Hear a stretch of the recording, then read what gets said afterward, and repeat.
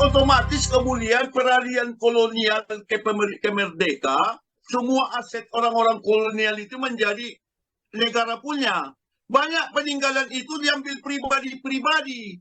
Ya. Rumah-rumah di Menteng, rumah-rumah di Bandung, ya, termasuk di Medan. Yang ya, kemudian pribadi-pribadi yang mencop-copan gitu loh. Tetapi ketika kita menyusun negara, itu tidak kita masukkan dalam aset, kita tidak jelaskan, tidak kita clearkan. Siapa sih pemiliknya ini? Apalagi dilengkapi surat-surat. Misalnya, Medan Club, pemilik suratnya siapa? Sertifikatnya atas nama siapa? Gitu loh. Jadi memang panjang ceritanya. Makanya mudah dan seringkali tidak dilengkapi seperti itu untuk mudah jadi abu-abu. Gitu loh. Jadi peralihan aset itu jadinya suka yang berkuasa. Itu yang sekedar saya bisa gambarkan. Sebenarnya mereka sudah jawab 475. Dari berita itu.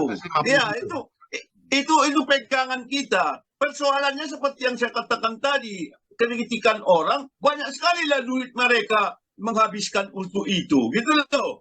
Itu yang saya katakan, banyak sekali sisa anggaran yang pertanggungjawabannya paling gampang beli aset.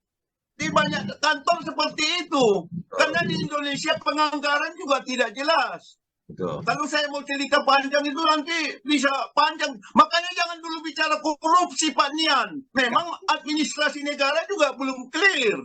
Kalau kita bicara dari konstitusi, dari prinsip awal, tidak pernah dibicarakan di konstitusi itu korupsi. Yang dibicarakan penyelenggaraan negara yang baik dan bersih. Gitu loh. Inilah naluri wartawan, Bang Bahar. Naluri wartawan itu memang seperti ini. Kan? Kenapa online sekarang juga begitu jamak? Ya karena memang berangkat dari isu-isu yang ternyata memang disukai oleh para netizen. Nah, maksud saya bukan sekilas berarti tidak tuntas. Bang Iwan, dokter tadi kan sebetulnya termasuk sekilasnya itu sebenarnya. Aku anggapan gini lah. Ini menjual udah nggak bisa diapa-apain lagi. Karena banyak kan yang kepentingan dan yang kepentingan itu orang penting-penting. Termasuk beberapa aku juga dengar bagaimana jadi anggota harus ada direkomendasi, harus ada segala macam. Dan aku hanya cuma berharap satu aja. Ini penjualan, peralihan aset, perpindahan. Yang aku inginkan cuma satu aja. Bangunan itu diselamatkan. Nah, itu dia. Bagaimana cara menyelamatkan? Belajar ke Percik sana. Ada di kampung Percik. Mereka pindahkan itu. Rumah-rumah orang Jawa, rumah-rumah gede, rumah-rumah rapat, rumah adat itu mereka pindahkan. Mereka angkat semua, pindahkan jadi bangunan yang baru tanpa merubah yang lama. Hanya itu yang bisa kita lakukan supaya ingatan kita di Medan ini pernah ada Medan Club. Kenapa kau bilang itu bisa apa? Sekarang ini yang dipertaruhkan oleh Bahar ataupun siapapun kita semua ini adalah bagaimana penjualan itu jangan sampai terjadi yang salah. Nggak ada itu Bang Lelis. Aku berani jamin. Nggak ada itu. Pak Jaya. Ya. Pak Jaya. Ya, Pak. Pak Jaya. Ya. Tidak ada itu Bapak kalimat diselamatkan bangunan. Tergantung si pemilik. Hak pelihara masih diatur katanya. Yang dibilang Jaya itu harapan dari masyarakat. Harapan dari masyarakat. Nggak ada ya, itu. Harapan boleh. Tapi tergantung si pemilik. Yang jelas begini ya. Sebentar dulu, Bang. Ya. Kalau kantor gubernur mau perluasan kantor, apakah parkir, apakah bangunan, itu mengganggu itu Medan Club itu. Ya. Ya. Dan kita capek untuk mempertahankan itu. Ya kan? Nanti nggak berapa lama lagi udah berdiri itu tiang-tiang cor yang untuk bangunan 14 lantai. Ya kan? Selain kita, nanti dibilang lah, oh ya bangunannya nggak diganggu nih, dia di bawah kolong katanya. Tapi itu kan nggak akan mungkin. Ya, nggak akan mungkin dengan dana seperti itu, Pemprov membeli sebuah heritage untuk menjadi heritage. Nggak mungkin. Omong kosong itu. Setuju. Pasti itu dihancurkan. Ya, dan kerja kita adalah capek untuk melakukan perlawanan. Contohnya lah ya, yang kita lagi ribut-ribut. Kemarin dimuat di Kompas, Benteng Putri Hijau misalnya. Benteng Putri Hijau juga dihancurkan, ya kan, oleh kegiatan pembangunan. Kemudian banyak sekali ya contoh-contoh sebetulnya pemerintah juga nggak gitu peduli dengan heritage ya. Ya. Coba aja gedung TSMS yang di jalan mana itu, di jalan Kebun bunga. ya, Dekat Bogor. Sutomo, ujung. Ya, kemudian itu gedung nasional yang 5 tingkat itu jadi kantor preman, ya kan? Udah itu kafe pertama di sebelahnya itu yang cantik sekali arsitekturnya. Dulu kafe Belanda pertama kali itu di situlah. Sekarang jadi kantor dinas pajak. Ya, arsiteknya itu bagus sekali. Itu milik pemerintah, tapi jadi kantor dinas pasar, tidak dirawat, keindahan arsitekturnya dibiarkan. Jadi nggak begitu, kita sebetulnya memiliki pemerintah sebetulnya nggak gitu peduli dengan heritage. Kok beli 600 M membeli heritage, wah ini harus penghargaan internasional ini kalau ini memang betul. Nah, luar biasa, pemerintah provinsi membeli sebuah heritage yang kayu-kayu seperti itu aja, ya kan? Jadi sebetulnya yang diincar tanah. Ya, tanah untuk perluasan ini itu dan seterusnya, dan itu harga tanah di situ kan luar biasa. Itu murah itu segitu itu. Ya. Kalau misalnya yang beli itu yang sebelahnya, yang belakangnya itu apa itu? Sun Plaza. Ya, Sun Plaza yang membelinya itu murah itu. Ya. Murah. Ya, tanahnya. Jadi betul yang dibilang Mang Jaya. Dan saya setuju, bongkar itu, pindahkan. Tetapi kita sudah kehilangan memang sebuah situs, sebuah cagar budaya dengan rumah, dengan lahannya. Wan, bukan cuma itu. Satu lagi taman rumah sakit umum Tembakau Deli. Itu kan juga segera dihancurkan. Dan kejadian di Lapangan Merdeka itu kan ada dua bangunan lama. Kan kemarin itu dihancurkan gitu aja. Dibuang, diambil, ada orang yang mau menyelamatkan, diambilnya sebagian bahan-bahannya. Dan aku harapkan supaya mereka mencontoh ke Kampung Percik, angkat semua bangunan, pindahkan tanpa merubah, letakkan di satu tempat. Itu Kampung Percik itu cuma 1,25 hektar. Tapi mereka punya gedung pertemuan, punya kedai, punya rumah, punya segala macam. Pindahkan. Nah itu yang aku harapkan dengan uang sekian. Tapi apakah mereka yang udah dapat duit ini mau menyisakan untuk membeli tanah tempat pemindahan? Aku nggak yakin. Kabarnya udah ada uangnya dari yang 200 lagi untuk beli tanah. Kabarnya, betul nggak itu, ya kan? Jadi Medan Club itu nggak hilang, sebetulnya. Mungkin Pak Tengku Calis tahu itu, walaupun kita nggak tahu ya kan. Tapi udah ada lokasinya. Tapi sudah bisa kita baca Tuhan, karena katanya bangunan itu akan dipindahkan dan kemudian di situ masuklah pebisnis besar Indonesia, Hairul Tanjung ikut membangunnya. Jadi sebetulnya itu pun agak lumayan lah untuk itu dipindahkan. Jadi kalau itu dipindahkan, nggak capek kali. Ada juga setawar sedingin ya. Ya, apalagi ini kan kayu. Kalau dia bangunan itu tuh nggak bisa, itu replika jadinya. Replika, kalau misalnya gedung D5 Maskapai lah, dihancurkan kemudian dipindahkan, itu udah replika. Tapi karena ini kayu, maka seluruhnya kecuali pondasi itu masih bisa utuh. Desainnya juga ahli arsitektur yang bisa memindahkan itu asli. Cuman tempatnya aja pindah. Ya, itulah yang dilakukan oleh Kampung Percik. Kampung Percik itu kan milik Ari Budiman. Ya. Nah, mereka punya 1,25 hektar. Mereka ambil semua bangunan yang mau dihancurkan, yang asli orang Jawa punya, pendopo, rumah, mereka pindahkan, mereka beli, pindahkan. Itu hanya itu yang bisa kita berharap. Membatalkan perjanjian nggak mungkin, membatalkan penjualan nggak mungkin, karena uang itu manis dan mereka berkuasa, berhak untuk makannya. Tapi menurut adat Minang, harta sesuatu yang tidak dinyatakan dalam akadnya, ini aku berikan kepadamu dan boleh kau jual, itu haram untuk dimakan. Itu adat Minang. Tapi siapa yang mau peduli itu? Paling nanti dia bermanfaat dalam memori kota, dalam karya sastra, dalam esai orang yang kehilangan sebuah sudut penting di kota Medan. Jadi dia menguat di sana, mungkin untuk generasi yang akan datang, memori inilah yang muncul. Mungkin puisi-puisi Bandari dulu bagaimana di situ, Pak Tengku Calis, ada narasi-narasi yang pernah di situ. Itulah barangkali dihimpun. Kalaupun membuat lomba, lomba menangisin gedung Medan Club. Ya, that's right. Ya, betul. Terlalu banyak kenangan lah terhadap Medan Club ini. Ya, aku berharap itulah. Hanya kenangan itu yang bisa selamatkan.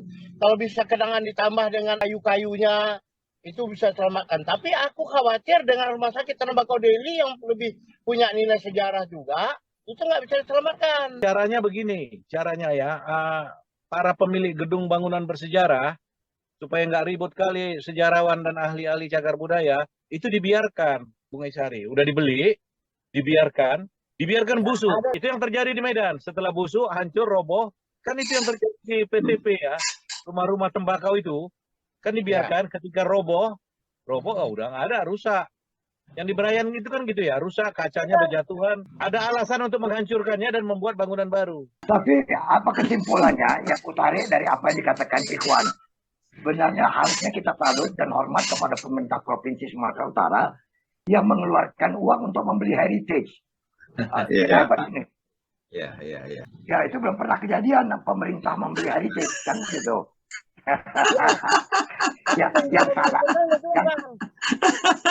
yang salah Bahar juga nih, kan dia buat undang-undangnya itu. Ya, jadi Bang Ishari sekarang membuat penghargaan sebetulnya. Tahap pertama ini, prize kepada pemerintah provinsi yang telah membeli heritage. Salut kepada anggota DPRD, salut kepada Bapeda, dan salut kepada Medan Club yang melepasnya. Hore, Kota Medan punya heritage. Yang bermartabat, inilah yang bermartabat. Kemudian bangun, itu episode berikutnya. Ya, sampai satu saat nanti, misalnya pihak Medan Club bisa menunjukkan bukti kepemilikannya bahwa itu bukan heritage. Itu yang ditunggu masyarakat. Bangunan udah pasti heritage. SK Cagar Budaya sudah ada. Itu heritage. Ya. Sudah pasti itu heritage. Ya kan? Tetapi sah atau tidak dia menjualnya, itu barangkali maksud Bang Ishari. Iya. Urusan Bahar itu, urusan Bahar. Ya. Tapi sebenarnya Pak Ishari, ketika Pemda Kota Medan menetapkan itu heritage, berarti sebenarnya pemiliknya dia. Enggak. Di dalam Undang-Undang Cagar Budaya tidak seperti itu.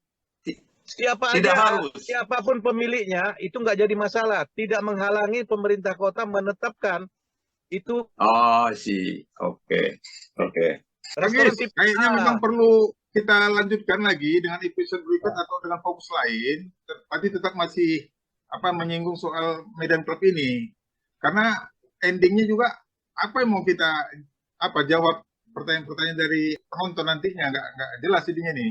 Nah, jadi begini, kita diskusikan di sini kan, kita di sini tujuan kita mendudukkan siapapunnya sih ini. Dalam topik ini adalah kita dudukkan ini persoalan besar. Ini bakal kita angkat, kutawarkan Medan. Nah, kemudian kita lihat loh dibeli. Apa dibeli? Kita baru sampai kepada misalnya, ini heritage. Nah, siapa punya? Itu belum terjawab sama sekali. Ya. Nah, jadi itu dulu. Nanti setelah itu kita baru ikuti. Kita bisa bikin bulan depan lagi sesuai perkembangan. Setelah itu baru proses peralihannya. Benar atau tidak. Ya. Karena acara kita ini cuma sekitar 60 menit. Nggak bisa kita bahas semua. Jadi beda kalau kita bicara di media lain, di koran atau di apa, di TV aja nggak bisa kita bicara beginian. Aku agak ego sedikit. Karena Ikhwan sudah memulai tadi, ya membuat aku terpaksa harus ikut menelusuri kembali ke bawah lagi. Betul. Betul. Ya kan? Tapi intinya begini ya, kalau saya tidak berburuk sangka dulu, ya kan, ya saya berterima kasih Pemprov membeli cagar budaya, ya pemerintah, sehingga statusnya menjadi jelas. Kalau dulu sebagai Medan Club mungkin statusnya nggak jelas.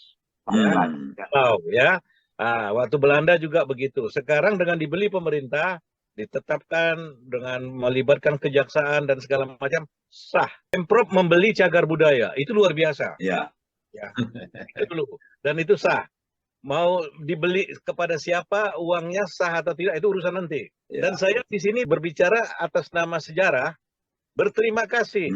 Sebuah bangunan penting di Kota Medan, ya, terselamatkan karena dibeli oleh Pemprov. Itu jilid 1.